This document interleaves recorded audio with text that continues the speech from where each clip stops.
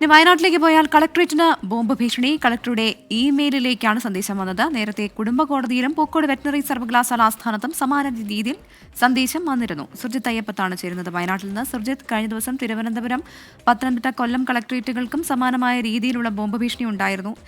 പരിശോധനയിൽ എന്തെങ്കിലും കണ്ടെത്താനായിട്ടുണ്ടോ? എവിടെ നിന്നാണ് ഈ ഇമെയിൽ സന്ദേശം വന്നത് എന്നതിൽ വ്യക്തത വരുന്നുണ്ടോ? എങ്ങനെയാണ് വിവരങ്ങൾ?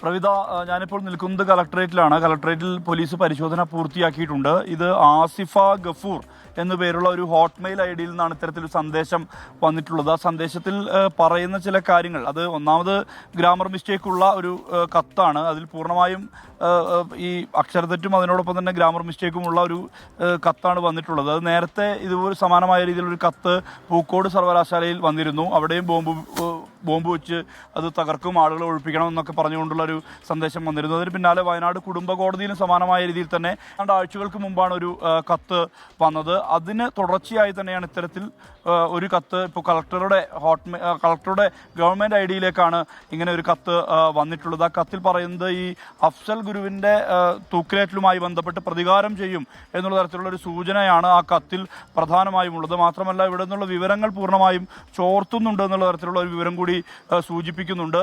ഇവിടെ സ്ഥാപിച്ചിട്ടുള്ളത് RDX പൈപ്പ് ബോംബ് എന്നുള്ള തരത്തിലാണ് ഈ ഭീഷണി സന്ദേശത്തിലുള്ളത്. ഇതുമായി ബന്ധപ്പെട്ട് കുറേ വിശദീകരണം കൂടി ഇതുമായി ബന്ധപ്പെട്ട് നൽകിയിട്ടുണ്ട്. അതായത് ഈ പലയിടങ്ങളിലും ഇത്തരത്തിൽ സമാനമായ രീതിയിൽ തന്നെ സ്ഫോടനമടക്കമുള്ള കാര്യങ്ങൾക്ക് ആസൂത്രണം ചെയ്യുന്നത് ഉൾപ്പെടെയുള്ള കാര്യങ്ങൾ പറയുന്നുണ്ട്. എന്തായാലും പോലീസിനെ സംബന്ധിച്ച് ഇവിടെ അന്വേഷണം പൂർത്തിയായി കഴിഞ്ഞു. കാരണം ഇവിടെ ബോംബ് സ്ക്വാഡും ഡോ സ്ക്വാഡും ഉൾപ്പെടെയുള്ളവ എത്തിച്ചുകൊണ്ട് പോലീസിൻ്റെ അന്വേഷണം ഇവിടെ പൂർത്തിയായി കഴിഞ്ഞു. അത്തരത്തിലൊരു സൂചന പോലും ഇവിടെ ലഭിച്ചിട്ടില്ല. ഈ കത്തുമായി ബന്ധപ്പെട്ട് ഇപ്പോൾ ഏതെങ്കിലും തരത്തിൽ ഈ കത്തുമായി ബന്ധപ്പെട്ട മറ്റ് വിശദാംശങ്ങളെല്ലാം തന്നെ പോലീസ് ശേഖരിച്ചു വരികയാണ്. സൈബർ സെൽ അടക്കമുള്ള സംവിധാനങ്ങൾ ശേഖരിച്ചു വരികയാണ്. ഇത് ഇവിടെ മാത്രമല്ല, മറ്റ് പല കളക്ടറേറ്റുകളിലും നേരത്തെ പറഞ്ഞ പോലെ തന്നെ തിരുവനന്തപുരത്തും പത്തനംതിട്ടയിലും ഉൾപ്പെടെയുള്ള ഇടങ്ങളിലെല്ലാം തന്നെ സമാനമായ രീതിയിലുള്ള ഈ സന്ദേശങ്ങൾ വരുന്നു.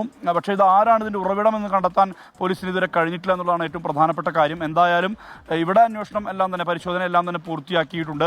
മാത്രമല്ല, സദാസമയവും ഇവിടെ മാവോയിസ്റ്റ് വിഷയം കൂടി നിൽക്കുന്ന ഒരു പശ്ചാത്തലമുള്ള ജില്ലയാണ് വയനാട്. എപ്പോഴും സദാസമയം പോലീസിൻ്റെ കാവലുണ്ട്. പോലീസിൻ്റെ കാവലിൽ തന്നെയാണ് കളക്ടറും ഒപ്പം തന്നെ ഈ SP അടക്കമുള്ള സംവിധാനങ്ങൾ ചലിക്കുന്നതും പോലീസിൻ്റെ സാന്നിധ്യത്തിൽ തന്നെയാണ്. കളക്ടറേറ്റിന് പൂർണ്ണമായും സുരക്ഷ എല്ലാ സമയത്തും കൊടുക്കുന്ന ഒരു കളക്ടറേറ്റാണ് വയനാട് കളക്ടറേറ്റ്.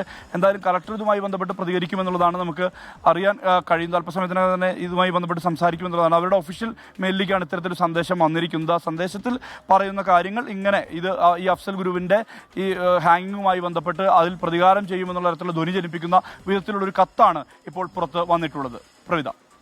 ശരി, വയനാട് കളക്ട്രേറ്റിനാണ് ഇപ്പോൾ ബോംബ് ഭീഷണി എന്നുള്ള വാർത്ത വരുന്നത്. കളക്ടറുടെ ഇമെയിലിലേക്കാണ് സന്ദേശം വന്നത്. ഈ ബോംബ് ഭീഷണി വന്നത് എവിടെ നിന്നാണ്, അതിന്റെ ഉറവിടം എവിടെ നിന്നാണ് എന്ന് ഇതുവരെ കണ്ടെത്താനായിട്ടില്ല. സുർജിത്ത് അയ്യപ്പത്താണ് വയനാട് നിന്ന്.